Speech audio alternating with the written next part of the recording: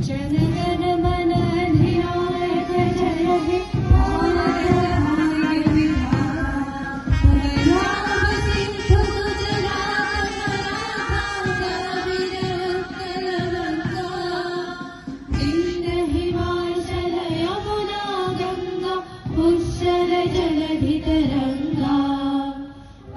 शुभ नामे जागे 45 মিনিটত ধেমাজি মহাবিদ্যালয়ৰ সহযোগিতা কামনা কৰি সংবিধান হিচাপে গণ্য কৰা হয় কিয়নো গণতান্ত্ৰিক সমাজ ব্যৱস্থাৰ বহুদিন সামৰি সংবিধানখন প্ৰস্তুত কৰা হৈছে সেয়েহে প্ৰত্যেক বছৰে আজিৰে 26 জানুৱাৰী তাৰিখটো গণৰাজ্য দিৱস হিচাপে পালন কৰা হয়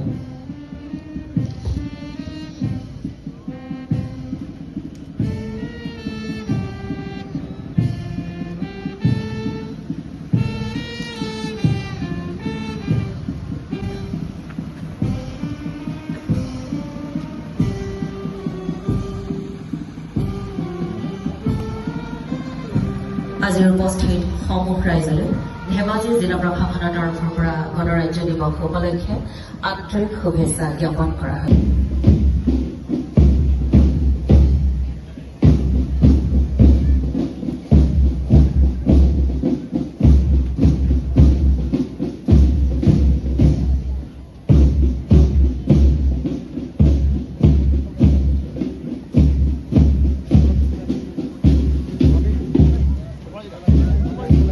প্রথমে আগবাইছে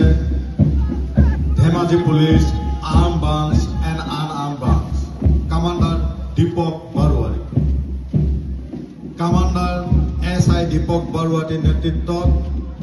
Assam police arm branch and unarm branch ইয়ার পাছতে আগবাইছে women police platoon commander women SI Joyshree Sandikoi women police ইয়াৰ পাছতে আগবাঢ়িছে home guard platoon Dhemaji commander SI Rameswar Neog platoon Dhemaji ইয়াৰ পাছতে আগবাঢ়িছে NCC বয়জ ধেমাজি কলেজ তাৰ পাছতে আগবাঢ়িছে NCC girls Dhemaji city college commander Tagar Jyoti চাৰ ইয়াৰ পাছতে আগবাঢ়িছে NCC girls Dhemaji college commander Lakshmi সাংবাই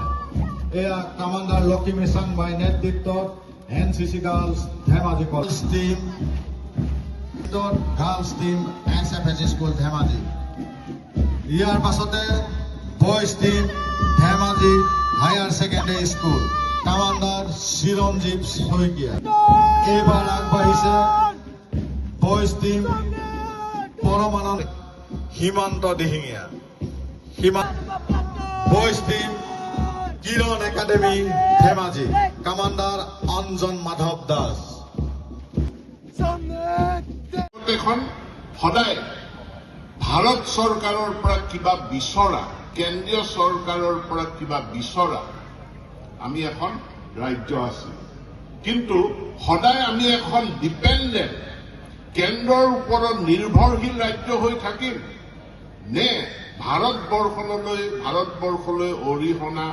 অৱদান আগবঢ়াব পৰা এখন কন্ট্ৰিবিউটিং ৰাজ্যলৈ আমি ৰূপান্তৰিত হম আমাৰ সংকল্প আমি নিৰ্ভৰশীল ৰাজ্য হৈ নাথাকো আমি কন্ট্ৰিবিউটিং আমি ভাৰতলৈ অৱদান আগবঢ়াব পৰা বিশ্বলৈ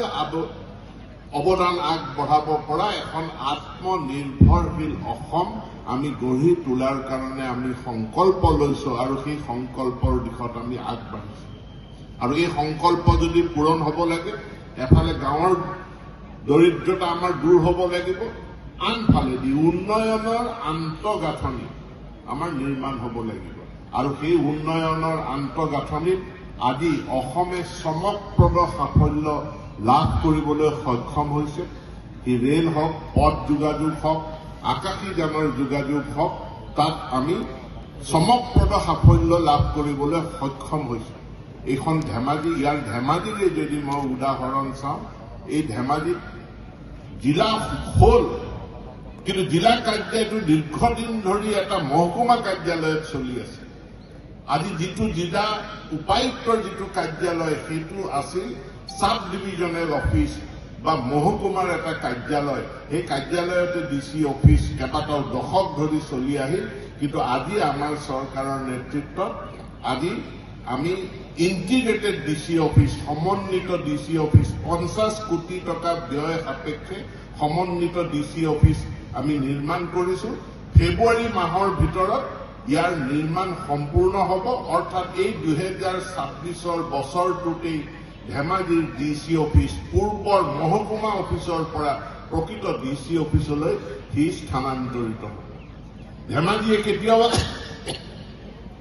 এখন মেডিকেল কলেজৰ সপোন দেখা নাছিল,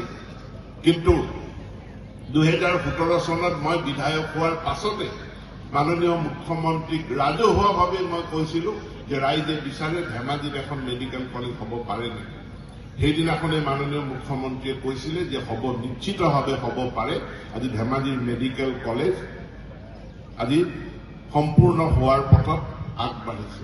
ধেমাজিত এখন অত্যাধুনিক ষ্টেডিয়াম আজি নিৰ্মাণ হৈ আছে। এটা সময় আছিল কোনো ধৰণৰ ৰাষ্ট্ৰীয় পৰ্যায়ৰ খেল আমি বাদ দিয়ক, ৰাজ্যিক পৰ্যায়ৰ খেলেই আমি ধেমাজিত অনুষ্ঠিত কৰা সম্ভৱপৰ নাছিল, কিন্তু আজি এই জানুৱাৰী ফেব্ৰুৱাৰী মাহত ধেমাজি জিলাত ৰাষ্ট্ৰীয় সন্তোষ ট্ৰফিৰ ফুটবল টুৰ্ণামেণ্ট আমাৰ চিলাপথাৰ ষ্টেডিয়াম আৰু ঢকুৱাখানাৰ ষ্টেডিয়ামত পৰিচালিত হৈ আছে। যেতিয়া ছেমি ফাইনেল হ'ব, ফাইনেল হ'ব, আমি চেষ্টা কৰিছো যে ধেমাজিৰ দেউৰী বিলত যি নতুন ষ্টেডিয়াম নিৰ্মাণ প্ৰায় সম্পূৰ্ণ হৈ উঠিছে, তাতেই যাতে আমি ছেমি ফাইনেল খেল আমি অনুষ্ঠিত কৰিব পাৰো, তাৰ আমি প্ৰচেষ্টা চলাই আছো। আন্তঃগাঁথনিৰ দিশত আজি এনেকুৱা অভূতপূৰ্ব পৰিৱৰ্তন হৈছে। এইখন বানে গৰকা ধেমাজি, আমি কোনেও পাহৰি যোৱা নাই চমৰাজানক, আমি কোনেও পাহৰি যোৱা নাই গাই নদী পাৰ হোৱা সেই দিনবিলাকক, কিন্তু সেয়া আজি ইতিহাস হ'ল। ভৱিষ্যত প্ৰজন্মৰ কাৰণে কেৱল ইতিহাস ধেমাজিৰ বুৰঞ্জীৰ কিতাপত লিখা থাকিব গাই নদীৰ কাহিনী, চমৰাজানৰ কাহিনী। মাননীয় মুখ্যমন্ত্ৰীয়ে কেইদিনমান আগত ঢকুৱাখানা আহোঁতে